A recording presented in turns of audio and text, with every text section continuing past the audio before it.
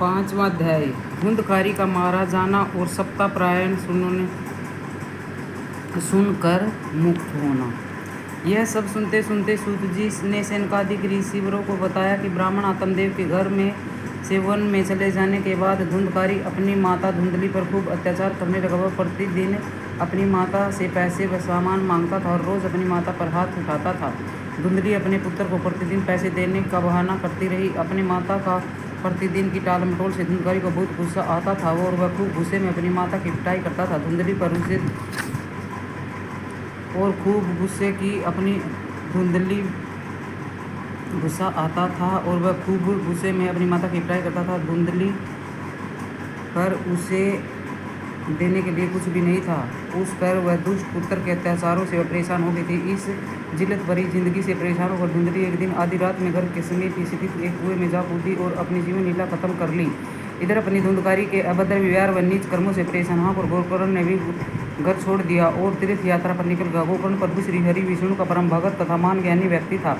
अपने भाई गोकर्ण के घर में से चले जाने के बाद धुंधकारी पूर्ण रूप से स्वतंत्र होकर वह प्रतिदिन चोरी ठगी आदि बुरे कार्यों में लग गया और इन बुरे कार्यों से जो धन एकत्रित होता उसे वेश्याओं के पास जाकर लुटा देता। एक दिन की बात धुंधकारी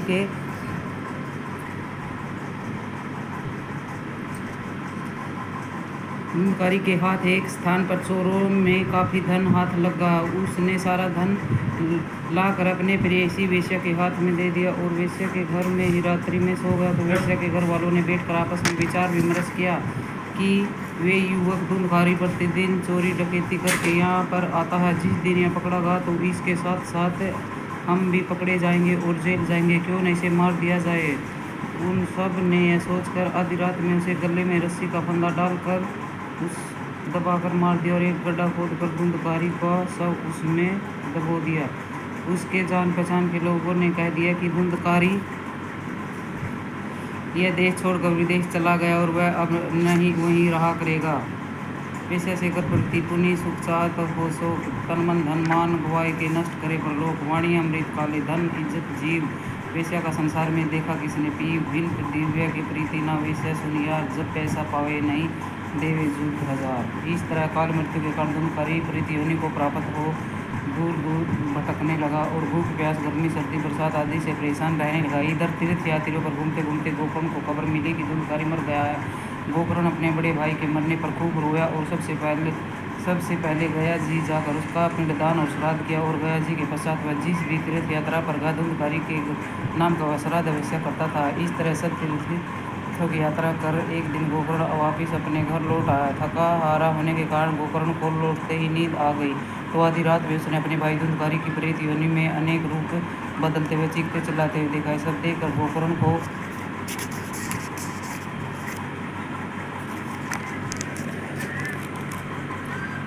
बहुत ही दुख हुआ। उसने हिम्मत दिखाकर पूछा, मेरे भाई तुम भूत प्रेत राक्षस आदि में से कौन हो और तुम्हारे इस रूप बदलने एवं चिल्लाने का क्या कारण। गोकर्ण की बात सुनकर धुंधकारी और जोर जोर से रोने लगा। उसने सिर्फ रोता देखो और न धुंधकारी और बोलने पर गोकर्ण ने प्रभु का स्मरण कर मन ही मन कुछ मंत्र या हाथ में लेकर धुंधकारी पर छींटे मरे। उस अभिमंत्रित जल के छींटे लग गए। भूत प्रेत बोला, गोकर्ण मैं तुम्हारा भाई धुंधकारी हूँ। अपने जीवन में बहुत ही बुरे कर्म किए, अपने माता पिता पर बहुत जुल्म किए। भाई गोकर्ण मैं स्वयं अपनी मौत तो नहीं मरा हूँ। मेरी प्रेयसी वेश्या ने मुझे धोखे से नींद में सोते समय फांसी लगाकर मार दिया है। इस तरह काल मृत्यु के कारण मैं प्रेत योनि में भटक रहा हूँ।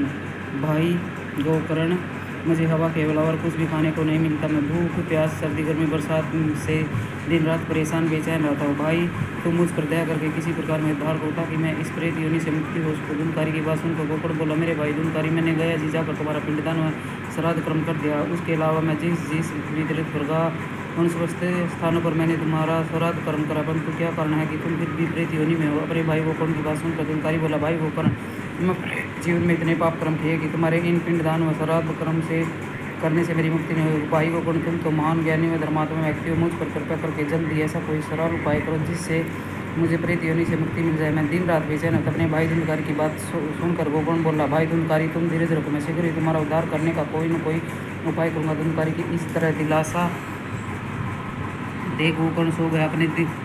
अगले दिन गोकर्ण के आने की खबर सुनकर पास पड़ोस में जान पहचान वाले के लोग उसे मिलने के लिए आए। उन सब से मिलकर गोकर्ण बहुत प्रसन्न हुआ। फिर गोकर्ण ने नगर के समस्त बड़े बड़े साधु संत महात्माओं को अपने यहाँ आमंत्रित किया और उनके आने पर उनका खूब आदर सत्कार किया। गोकर्ण को मेहनबाजी से सारे संत महात्मा बहुत खुश हुए कि फिर गोकर्ण उन सब साधु संत महात्माओं से हाथ जोड़कर बोला, महापुरुषों, मेरे ऊपर एक विपत्ति आ गई, आप सब मेरी बात ध्यान से सुनो, मुझे उसका उपाय बताओ। गोकर्ण की बात सुनकर सबने पूछा, क्या बात है, बताओ। गोकर्ण बोला, मेरे भाई धुंधकारी की अकाल मृत्यु हो गई और वह इस कारण प्रेत योनि में भटक रहा। आप सभी ज्ञानी ध्यानी संतजन मुझे ऐसा कोई उपाय बताए जिससे मेरा भाई प्रेत योनि से मुक्त हो जाए। गोकर्ण की बात सुनकर वहाँ उपस्थित सभी साधु संत महात्माओं ने आपस में विचार विमर्श कर गोकर्ण से कहा, आप प्रभु सूर्यदेव की तपस्या करो और उनसे इसका उपाय पूछो। उन सब के कहने के अनुसार गोकर्ण ने प्रभु सूर्य की तपस्या कर उनसे वर मांगा, प्रभु सूर्यदेव, मेरे भाई धुंधकारी की प्रेत योनि से छुटकारा दिलाने का कोई उपाय बताओ। भगवान सूर्य ने गोकर्ण की तपस्या से प्रसन्न होकर, तुम अपने भाई धुंधकारी को श्रीमद् भागवत का सप्ताह पारायण सुनाओ। इस अमृत रूपी श्रीमद् भागवत कथा को सुनने से तुम्हारे भाई धुंधकारी को प्रेत योनि से मुक्ति मिल जाए। गोकर्ण को यह उपाय बताकर प्रभु सूर्यदेव अंतर्धान हो गए। गोकर्ण ने नगर के सभी स्त्री पुरुषों, साधु संत महात्माओं, महापुरुषों को बुलाकर सप्ताह यज्ञ आरंभ कर दिया। जब गोकर्ण के अमृत रूपी सनुद्घात कथा आरंभ की तो धुंधकारी भी 7 गांठ वाले एक बांस पर बैठकर अमृत रूपी श्रीमद् भागवत की कथा सुनने लगा। प्रथम दिन जब कथा समाप्त हुई, जिस बांस पर धुंधकारी बैठा था, कथा सुन रहा था, उस बांस की एक पोरी फट गई और इस प्रकार दूसरे दिन जब कथा समाप्त हुई तो उस बांस की दूसरी पोरी फट गई। इस प्रकार 7वें दिन जब अमृत श्रीमद् भागवत कथा का सप्ताह पारायण पूर्ण हुआ तो प्रतिदिन एक पोरी के हिसाब से उस बांस की मान 7 पोरी टूट गई। अमृत रूपी श्रीमद् भागवत कथा के प्रभाव से काल मृत्यु को प्रातः धुंधकारी प्रेत योनि से मुक्त हो गया और प्रभु श्री कृष्ण के समान दिव्य रूप हो गया। फिर दिव्य रूप धारी धुंधकारी अपने भाई गोकर्ण के समीप आया और हाथ जोड़कर प्रणाम कर बोला, कृपानाथ, आपने मुझे पापों को मेरे समस्त पाप हुए प्रेत योनि से छुटकारा दिलाया। मुझ पर कृपया कि आप महान है। इस जगत में अमृत रूपी श्रीमद् भागवत के अतिरिक्त पापों से छुटकारा दिलाने वाले अन्य कोई साधन नहीं है। यह समस्त पापों से छुटकारा दिलाने वाला यह कहकर धुंधकारी बोला, इस जगत के जो भी प्राणी पापों से में फंसकर संसार के मोह माया के जाल में फंसे उन समस्त प्राणियों को पापों से छुटकारा पाने के लिए अमृत रूपी श्रीमद् भागवत कथा को वैसे ही सुनना चाहिए। जिस समय धुंधकारी अपने भाई गोकर्ण से सब बातें करा था, उसी समय आकाश मार्ग से एक विमान धुंधकारी के समीप आकर रुका और धुंधकारी को उसमें बिठाकर बैकुंठ लोक की ओर चला गया। वहाँ पर उपस्थित समस्त नर नारी व साधु महात्मा आश्चर्यचकित रह गए और गोकर्ण से बोले, महाराज जी, ये सब क्या था? श्रीमद् भागवत का सप्ताह पारायण तो हम सब ने भी सुना, लेकिन विमान सिर्फ धुंधकारी के लिए आया है, सिर्फ उनको ही लेकर गया, वे क्या कारण था? आप हमें बताओ। इन समस्त बात सुनकर गोकर्ण बोला, महापुरुषों, जो इस अमृत रूपी श्रीमद् भागवत कथा को एकाग्र होकर सच्चे मन से सुनता है, उसकी इस अमृत रूपी कथा का अमृत फल मिलता है। कथा के समय जो प्राणी इधर उधर की बातों में मस्त रहते हैं, उन्हें इस अमृत रूपी कथा का अमृत फल नहीं मिलता। धुंधकारी ने एकाग्र होकर सच्चे मन से अमृत रूपी श्रीमद् भागवत का सप्ताह पारायण सुना और प्रभु की कृपा से मैं वह विमान में बैठकर बैकुंठ लोक में चला गया। गोकर्ण की ज्ञान भरी बातें सुनकर सबके सिर शर्म से झुक गए और फिर बोले, महाराज जी, आप हम पर कृपया कीजिए और हम एक बार फिर से सप्ताह पारायण सुनाइए ताकि हम सब भी मुक्ति प्राप्त कर सके। उन सब लोगों की जीत पर गोकर्ण ने दूसरी बार पारायण शुरू कर दिया। इस बार समस्त जन एकाग्रचित होकर सुन रहे थे। सप्ताह पारायण पूर्ण होने पर शिवम प्रभु श्याम सुंदर चतुर्भुजी रूप धारण कर वहाँ पर प्रकट हुए और वहाँ उपस्थित सभी प्राणियों को दर्शन देकर गोकर्ण को अपने साथ विमान में बैठाकर बैकुंठ लोक ले गए। इसके पश्चात सभी प्राणियों के लिए बैकुंठ से विमान आए और सबको बैठाकर बैकुंठ लोक ले गए। शुभ जी बताते हैं कि हे ऋषिगणों, जिस स्थान पर सूर्य व चंद्रमा भी नहीं पहुंच सकते, उस स्थान पर श्रीमद् भागवत पुराण के सुनने और सुनाने वाले पहुंच जाते। सैकड़ों यज्ञदान व्रत तप करने से भी उतना फल नहीं मिलता जितना सिर्फ एक सप्ताह पारायण के सुनने से प्राप्त होता। श्रीमद् भागवत का महत्व समस्त पुण्यों में अधिक है। देव ऋषि नारद जी सनत कुमार जी से बोले, प्रभु, आप हमें इस अमृत रूपी श्रीमद् भागवत पुराण के सप्ताह यज्ञ की संपूर्ण विधि विस्तार से बताए। देव ऋषि नारद जी की बात सुनकर सनत कुमार जी बोले, हे नारद जी, अमृत रूपी सप्ताह पारायण को भाद्रपद, अश्विन, कार्तिक एवं माघ शीर्ष के माह से सुनने में अत्यधिक पुण्य मिलता है। लेकिन प्राणी यदि चाहे तो इसे किसी भी माह में सुन सकता है, क्योंकि प्राणी पवित्र शुभ कार्य कभी भी कर सकता है। प्राणी को जब सप्ताह पारायण सुनने की इच्छा हो तो वे श्रेष्ठ मुहूर्त निकालकर अपने मित्र, भाई, बंधुओं व जो भी प्राणी हमें अमृत कथा को सुनना चाहता है, उन सबको निमंत्रण अवश्य ही देना चाहिए ताकि सभी प्राणी अमृत रूपी कथा को श्रवण कर सके। फिर किसी बाण देवालय, घर, जहाँ भी उत्तम व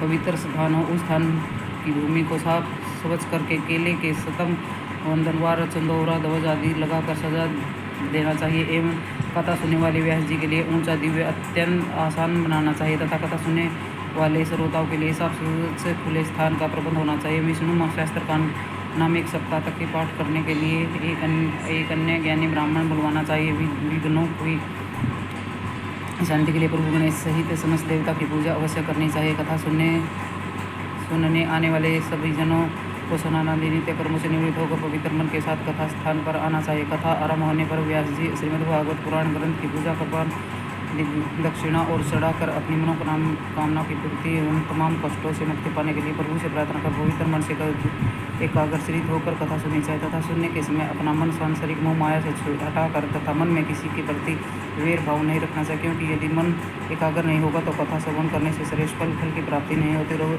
अधम गति मिलती है। इसलिए पवित्र मन से सबके प्रति प्रेम भाव रखकर क्रोध ईर्ष्या से दूर रहकर प्रभु से मन लगाकर इस अमृत रूपी कथा को श्रवण करना चाहिए। कथा के अंत में प्रभु की स्तुति कर समस्त जनों को तुलसी दल का प्रसाद देना चाहिए और 7 दिनों तक एक बार संध्या के समय दूध फल व सात्विक भोजन का निहार रहना चाहिए। प्याज लहसुन शहद पंसो भोजन मूली गाजर उड़द मसूर आदि पदार्थों की कथा श्रवण के दिन से त्याग करना चाहिए तथा सुनने वाले व्यास जी को भी इन सब पदार्थों का त्याग कर अमृत रूपी कथा को धीरे धीरे अच्छी तरह समझ कर कहनी चाहिए ताकि कथा संबंध सबकी समझ में आए। इस कथा को सूर्योदय के आरंभ कर 4 घड़ी दिन रहे इतनी कथा करनी चाहिए। सूर्योदय में 2 घड़ी के लिए विश्राम कर गणों सहित कुछ दूध फल आदि खा लेना चाहिए। इन सब नियमों के अनुसार कथा सुननी जाए तो अवश्य ही मनोकामना पूर्ण होती है और मुक्ति प्राप्त होती है। इसे अमृत रूपी कथा के श्रवण करने से 5 स्त्री को भी पुत्र की प्राप्ति होती है। पवित्र विचार से सच्चे मन से कथा का श्रवण करने वाले प्रत्येक प्राणी की समस्त मनोकामना पूर्ण होती है, वन्य मुक्ति मिलती है। 1 सप्ताह तक कथा श्रवण करने के पश्चात 8वें दिन दशम स्कंद के श्लोकों में गायत्री मंत्र में होम कर ब्राह्मणों को भोजन कराना चाहिए। कथा सुनने वाले व्यास जी को गाय भूमि वस्त्र आदि अपने सामर्थ्य अनुसार दक्षिणा देनी चाहिए। इसी प्रकार अन्य ब्राह्मणों को भी अपने सामर्थ्य के अनुसार दक्षिणा देकर आशीर्वाद लेना चाहिए। इस प्रकार कथा श्रवण करने से अर्थ धर्म काम और मोक्ष चारों प्राप्त की प्राप्ति होती है। इतनी बात सुनकर सनत कुमार जी नारद जी से बोले, हे नारद जी, यदि आपका मन हो तो आपका दूसरा पारायण सुनाओ। सनत कुमार जी के मुख से इतना सुनते ही देव ऋषि नारद जी प्रसन्न होकर बोले, प्रभु धन भाग्य हमारे, हमसे इससे अच्छी बात क्या हो सकती है। तथा समस्त ऋषिवरों के समान सनत कुमार जी ने दूसरा पारायण आरंभ किया। उसी समय तीर्थ यात्रा पर निकले हुए सुखदेव मुनि जी भी घूमते घूमते वहाँ गए। श्री सुखदेव जी को देखते ही वहाँ उपस्थित समस्त जनों ने उन्हें दंडवत प्रणाम किया और उनका आदर कर उन्हें आसन पर विराजमान किया। और फिर सुखदेव जी वहाँ उपस्थित समस्त जनों से बोले, इस अमृत रूपी कथा को एकाग्रचित होकर सुनो, क्योंकि इस अमृत रूपी कथा में सिर्फ रस ही रस है और पावन रस को बार बार पीना चाहिए। श्रीमद् भागवत की मूल कथा को प्रभु श्री हरि विष्णु जी ने ब्रह्मा जी की और ब्रह्मा जी ने नारद जी की को तथा देव ऋषि नारद जी ने हमारे पिता व्यास जी को सुना था तथा उन्होंने विस्तार से मुझे सुनाया। फिर मैंने इसको महाराजा परीक्षित को सुना। जिस समय श्री सुखदेव जी महाराज पुरुषों को यह सब बातें बता रहे थे, उसी समय प्रभु श्री हरि विष्णु ने चतुर्भुजी रूप धारण कर शंख गदा पद्म वैजयंती माला तथा पीताम्बर सहित अपने समस्त पार्षदों सहित प्रकट होगा। वहाँ उपस्थित समस्त जनों को अपने दर्शन दिए। प्रभु श्री हरि विष्णु को देखते हुए सब ने उन्हें साष्टांग दंडवत प्रणाम किया। हे राजन, तब प्रभु श्री हरि विष्णु जी ने वहाँ उपस्थित समस्त जनों को अपने प्रेम में मगन देख कर कहा, यहाँ पर उपस्थित सभी जनों के मन में जो भी उनकी इच्छा हो वह निसंकोच होकर मुझे वर मांग लो, मैं उनकी मनोकामना अवश्य पूर्ण करूँगा।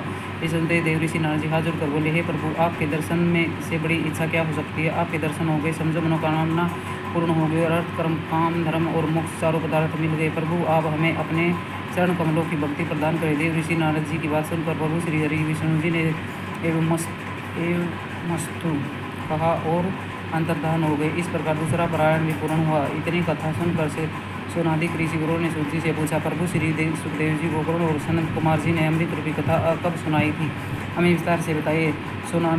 सोनकादिक ऋषिवरों की बात सुनकर सूत जी बोले, प्रभु श्री कृष्ण जी के गोलोक पधारने के 300 वर्षों के बाद भाद्रपद के माह में नवमी तिथि की सुखदेव जी ने महाराज परीक्षित को इसके 200 वर्षों पश्चात गोकुल ने धुंधकारी को तथा उसके 306 वर्षों पश्चात सनत कुमार जी ने देव ऋषि नारद जी को यह श्रीमद् भागवत का सप्ताह पारायण सुना था। इस जगत में जो कोई भी प्राणी अमृत रूपी कथा को सच्चे मन से पढ़ता और सुनता, उसके अर्थ धर्म काम में मोक्ष चारों पदार्थों की प्राप्ति होती है। धन्यवाद।